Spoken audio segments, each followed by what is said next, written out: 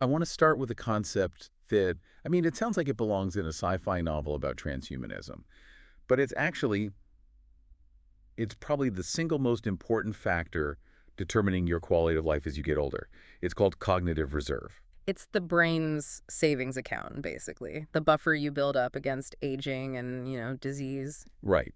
And usually when we talk about building this reserve, keeping the brain sharp, we always default to the leisure activity. The hobbies. Yeah, the hobbies. Doing the Sunday crossword, learning to speak Italian, eating a pint of blueberries every morning.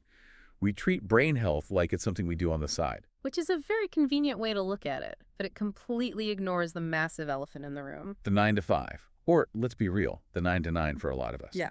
We spend the vast majority of our waking existence at work. And we seem to operate under this assumption that work is just neutral ground for the brain. That unless you're like a professional boxer taking hits to the head, your job isn't physically altering your neural architecture. And that assumption is it's demonstrably false. We're looking at a massive systematic review today titled Work-Related Factors and Cognitive Health. Right. And the scale here is really important to emphasize. This is not one small survey of college students.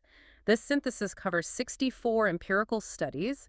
We're talking about data from Finnish civil servants, Australian miners, Canadian nurses, emergency response teams. It's a global look. It's a global look at how the modern workplace is physically reshaping our brains. And the mission here is to figure out which habits are quantifiable brain rot and which ones are actually protective. Because the review found that some things we think are terrible, like sitting all day, might not be the villains we think they are. Well, other things we wear as badges of honor, like the 60-hour work week, are actively shrinking our gray matter. It creates a very specific picture of what we call structural damage. Sure. We aren't talking about just feeling burned out on a Friday. No, not at all. We are talking about measurable impairment to memory, to attention, and to executive function. So let's start with the heavy hitter.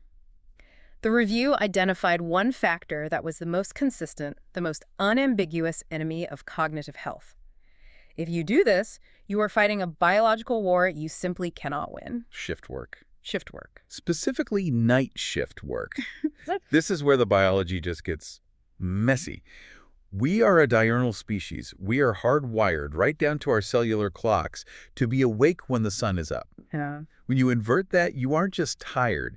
You are inducing a state of circadian misalignment. I think most people assume the problem with night shifts is just sleep deprivation. You get fewer hours, so you're groggy. That's certainly part of it, but the mechanism is so much deeper. It's about metabolic and hormonal chaos. When you force your body to be vigilant during the biological night, you trigger these stress-mediated neurophysiological changes. You're basically bathing the brain in cortisol at the exact moment it's trying to clean itself out. The evidence from the healthcare sector in this review was honestly pretty scary. Right. They looked at anesthesia residents. People whose entire job is keeping patients alive during surgery. And the cognitive drop-off after just one 24-hour shift was staggering. It's comparable to intoxication.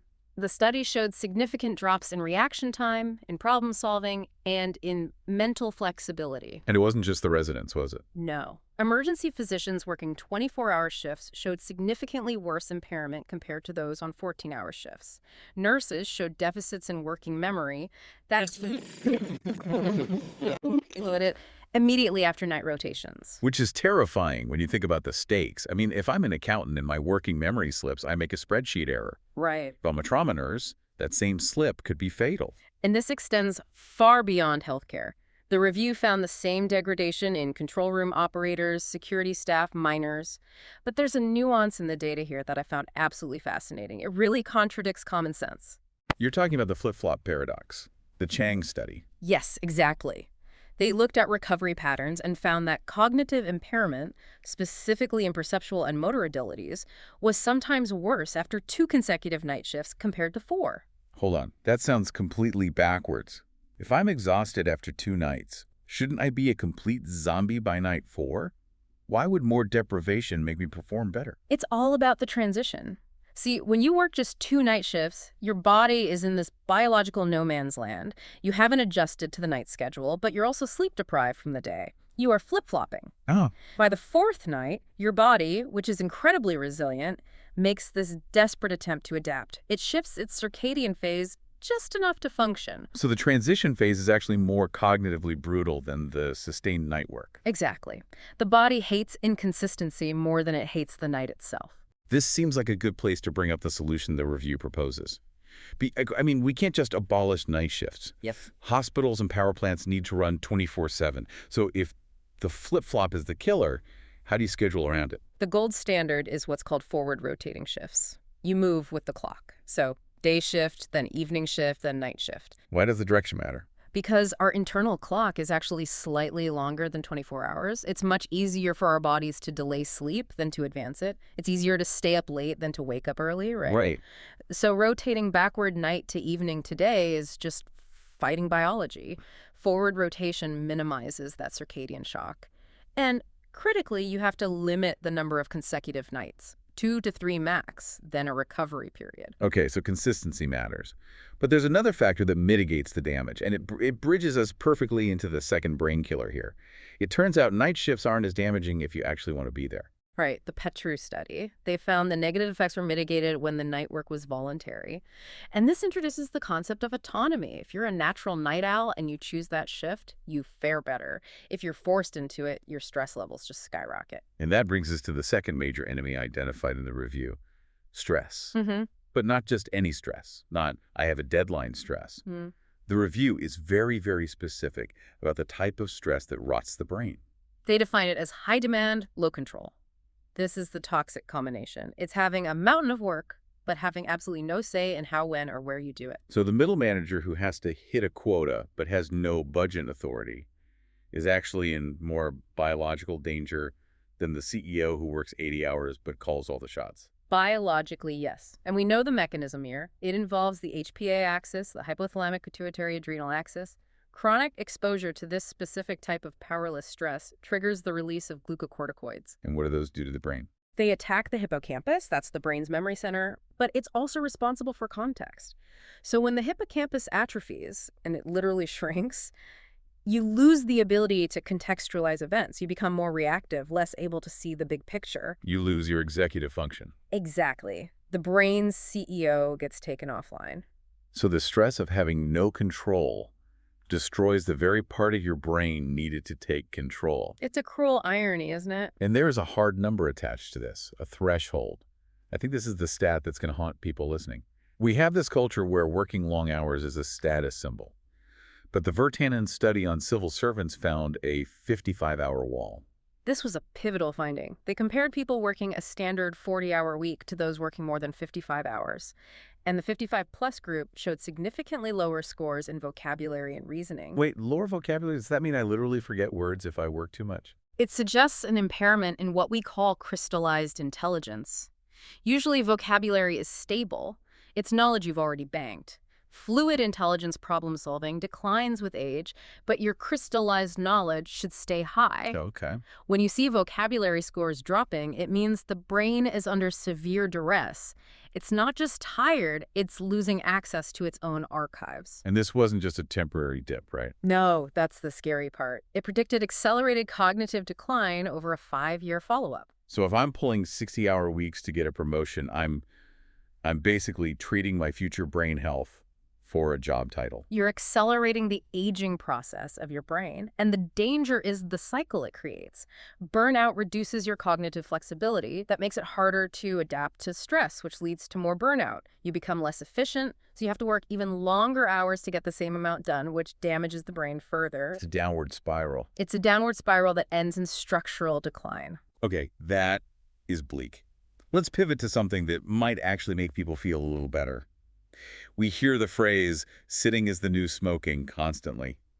I know I've bought into it. I've got the standing desk. I try to pace around. I'm terrified my chair is making me stupid. Well, you can probably relax on that front. This was the biggest surprise for me in the systematic review. When they looked at sedentary work, the evidence for cognitive impairment was inconclusive. So sitting all day is bad for my back, bad for my heart, but my brain is fine. The link to cognitive decline is weak. There was one study that tracked people over 5 days sitting versus standing and found absolutely no difference in cognitive performance or work efficiency. What about the active workstations, though? The treadmill desks. I see people walking and typing, and they look like the pinnacle of productivity. Their review actually waves a red flag there. One study found that walking on a treadmill while working actually decreased fine motor skills and math problem-solving abilities. Why would that be? I thought exercise fueled the brain. It does, but not necessarily while you're trying to do deep work. This comes down to something called resource allocation theory. Walking isn't fully automatic. It requires balance and motor commands. That draws blood flow and energy away from the prefrontal cortex. So the brain has to choose. Do you want to walk without falling off, or do you want to solve this complex equation? Pretty much. It didn't seem to hurt reading tasks, which are more automated, but for complex math-heavy tasks, the physical activity was a distraction. Plus, the discomfort of standing for 8 hours can also just be distracting. It pulls focus. It pulls focus. Yeah. So sitting is not the cognitive villain we've made it out to be. That is a relief. Now, I want to get into what I think is the most interesting psychological concept in this whole stack, the expertise paradox. Yes. We just assume that if you do a job for 20 years, you're an expert, and therefore your brain must be super sharp. Right. You built that cognitive reserve. Mm-hmm. But the review compares two very different groups, bank managers and timber harvesters. And this is a beautiful comparison of cognitive complexity. The study looked at expert bank managers. They showed better verbal reasoning and tacit knowledge compared to newbies. Their work protected their brains. Okay, so score 1 for experience, but then the timber harvesters. These were also experts. Highly skilled, operating heavy, complex machinery in a forest, they were incredibly productive. But when researchers tested their general cognitive abilities, they weren't any sharper than students or novices. But how is that possible? Operating a harvester sounds incredibly difficult. It is, until you master it. The difference is the nature of the complexity. The timber harvester's job, while skilled, becomes repetitive. It becomes automated. Once those neural pathways are formed, the brain goes on autopilot. It stops struggling. Whereas the bank manager is dealing with Changing regulations, new financial instruments, personnel issues, market shifts.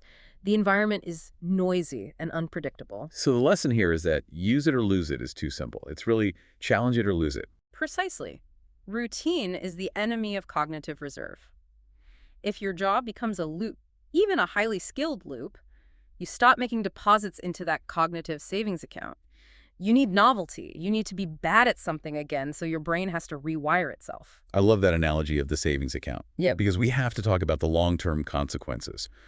The review paints a pretty dark picture of what happens when we reach retirement if we've spent 30 years in the wrong kind of job. This is the long game. We tend to view retirement as the finish line. We think, oh, I'll push hard now, burn the candle at both ends, and then I'll rest and recover at 65. But the brain doesn't work like a muscle that just needs a rest day. No, it works like a bank. And if you've been making withdrawals for 30 years, chronic stress, sleep deprivation, routine work, you're basically bankrupt by the time you get the gold watch. That's the sobering reality. It is. Occupational exposures accelerate cognitive aging. If you spend decades in one of these high-stress, low-control, sleep-deprived environments, you are effectively shortening your cognitively healthy lifespan. You might live to be 85, but your brain might functionally be 85 by the time you're 65. We can't end on that note because everyone listening will just quit their jobs tomorrow. The review didn't just diagnose the problem, it pointed towards solutions. It did. We talked about forward-rotating shifts for night workers. But what about the office workers, the ones facing that high-demand, low-control demon? The antidote to low control is obviously autonomy. They call it decision latitude. What does that look like in practice? It means if you can't change the volume of the work, you have to change the agency over the work. Organizations need to let people decide how they tackle tasks. If I can decide to crunch numbers in the morning because that's when I'm sharp and do emails in the afternoon, the biological impact of the stress is significantly reduced. It turns threat into challenge. Exactly. And what about recovery? We mentioned the brain needs to clean itself. Right. We need to legitimize the right to disconnect. And I don't mean this in a work-life balance, HR poster kind of way. I mean neurochemically. Explain that. If you are checking your email at 10 p.m., or even just expecting an email at 10 p.m., your brain remains in a state of preparatory arousal. You aren't disengaging. So it's still running in the background. It's like keeping a car engine idling in the garage all night. It's not going anywhere, but it's burning fuel and wearing down the pistons. You need total disconnection to allow the parasympathetic nervous system to take over and actually repair the damage from the day. So checking that one notification isn't just a 5-second distraction. It re-engages the entire stress system. Correct. It resets the recovery clock back to zero. Okay, so to wrap this all up, let's look at the scorecard. We have the big three enemies. Number 1, shift work, especially night shifts that rotate backward or lack recovery time. Number 2, chronic stress defined by high demand and low autonomy. And number 3, excessive hours, specifically crossing that 55-hour per week threshold. Where your vocabulary starts to crumble, and the counterintuitive findings. That sitting isn't rotting your brain. It might even help you focus your resources. And that doing a job for 20 years doesn't make you smart unless that job keeps changing and challenging you. Here is a final thought for you to chew on. We treat safety in the workplace very seriously when it comes to physical risks. If a construction site had falling bricks, we'd mandate hard hats. If a factory had toxic fumes, we'd mandate masks. Right. We have OSHA for the body. But if our jobs are physically changing the structure of our brains, shrinking the hippocampus, altering neurochemistry, shouldn't cognitive health be treated as a workplace safety issue? At what point does a culture of 60-hour weeks become an occupational health hazard lawsuit waiting to happen? It's a completely valid question. If a company exposed you to asbestos, they'd be liable. If they expose you to a schedule that scientifically degrades your cognitive reserve, well, the legal difference might be a lot smaller than we think. Something to think about the next time you're asked to just push through the weekend. Thanks for listening to The Deep Dive. Protect your cognitive reserve, everyone.